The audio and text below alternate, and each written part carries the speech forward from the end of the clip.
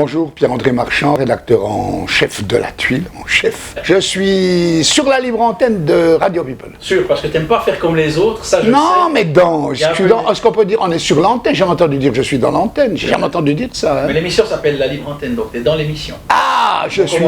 Voilà, je suis dans la libre antenne de Radio People. Exactement. Non, mais je viens de corriger mon journal avec mes correcteurs qui l'un après l'autre me sabrent, alors j'essaye de ne pas commettre trop de fautes de français. Mais quel numéro? Le combienième? Ça doit être le 510e.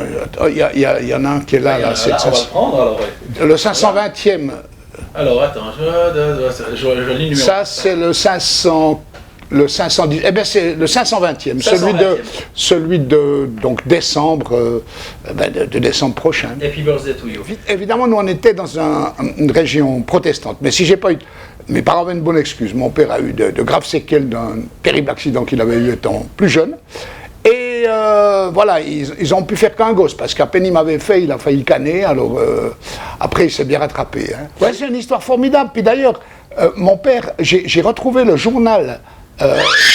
Comme mon grand-père était socialiste, il y avait un grand reportage dans la Satinelle avec le nom du monsieur qui avait une voiture et qui l'a conduit à l'hôpital à Saint-Imier.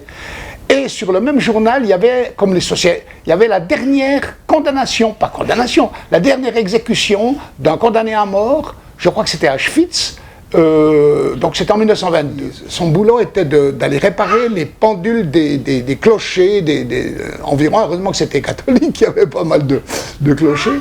Puis là, incroyable, il a connu ma grand-mère, une Delongo de Domodossola, et ce protestant, mais on était des protestants qui s'en foutions, a épousé cette catholique. Donc nous, on savait ce que c'était que l'œcuménisme, bien avant que tous ces branleurs nous rebattent les oreilles avec ce terme. Mon père était violemment anti-nazi. J'ai eu de la chance dans ma famille.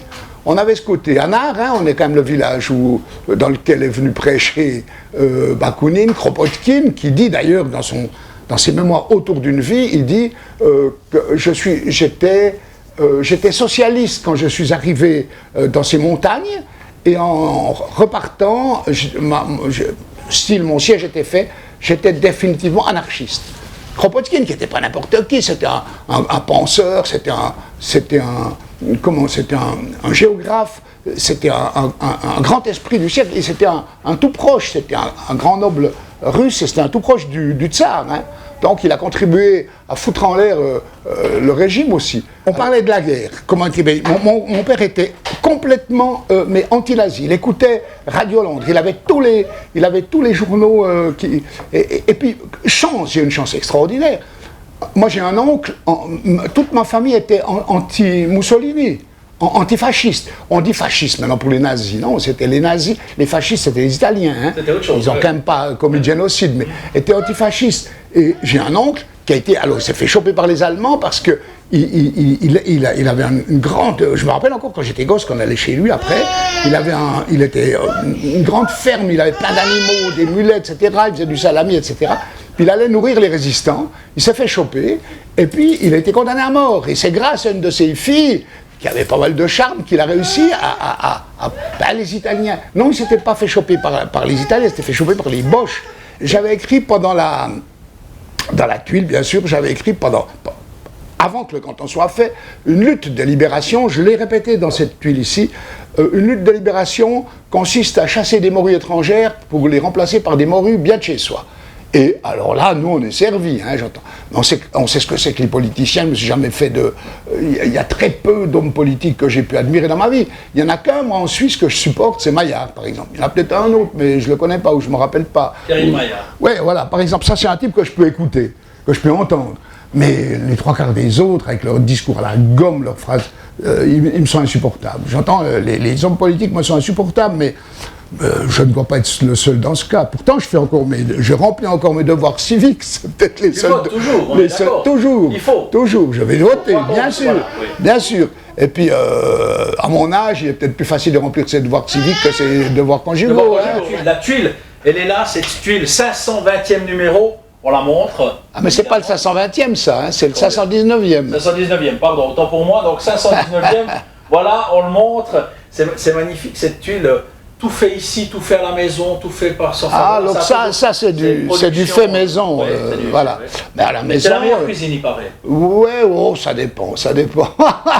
Il y a eu des moments où tu t'es dit, mais si on était 15, 150 journalistes, 15 rédacteurs en chef, avec un centre d'impression et tout, enfin devenir énorme, ça aurait changé de propos, ou bien c'était très bien, c'était adapté à ce que tu voulais dire et tout. Mais on m'a souvent dit, tu devrais aller sur le plan roman, tout ça, mais moi tous ceux qui ont lancé... À l'époque, quand j'ai lancé ça, c'était un peu justement...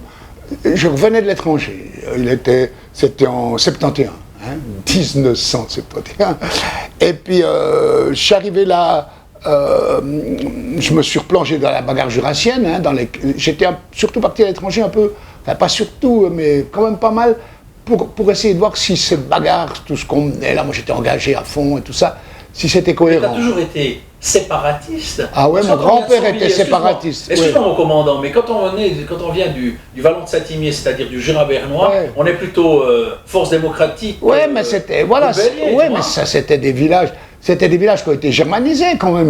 Le Jura Sud était complètement germanisé. Et l'esprit, moi j'ai encore eu la chance de le vivre, mais l'esprit des vieux anards, puis ils avaient ce côté, attention, il y avait aussi une opposition à un canton du Jura, parce que les vieux anards anti-religieux, mais alors archi, anticléricaux, alors ils disaient on ne veut pas se foutre avec des curés, voilà. Et ils n'avaient peut-être pas tout tort sur certains points. Mais les gens, depuis le premier numéro, mais quand j'ai commencé La Tuile, j'étais déjà principalement détesté par les grands chefs, le grand chef du Rassemblement jurassien. Pourquoi tu as fait ça? Pourquoi tu as créé ça? Parce que j'ai créé ce journal, parce que quand je suis revenu de l'étranger, tout ça, où j'avais suivi des manifs terribles à Montréal, etc., et puis j'étais en Amérique du Sud. Bon, quand je reviens, j'arrive à la fête du peuple, moi j'étais un peu ému, parce que il y avait une espèce de battleur qui présentait les trucs, ceux qui s'exprimaient, et ça chialait.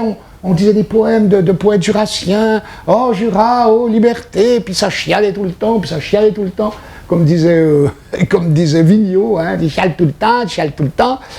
Puis je me disais, mais les Jurassiens, nous au Bélier, on aime rire, on rigole, les Jurassiens ont l'esprit plutôt tourné vers la rigolade, malgré les drames, malgré les souffrances, et puis il ne faut quand même pas comparer la question jurassienne. J'étais allé aussi en Espagne pour me rendre compte, c'était l'époque de Franco, dur. La dictature, voilà. Des morts. Et puis moi j'ai toujours pris ça pour une rigolade. Quand tu avais un chef du Bélier qui disait, c'était pas de notre temps, ils ont commencé à se prendre au sérieux. Alors on a un chef du Bélier qui disait on fait une révolution, Mais je dis mais non, mais il faut arrêter. Le Bélier, c'était, même qu'on faisait des choses de choc, mais on a toujours bien fait attention à ce que ce soit non violent, spectaculaire, puis humoristique.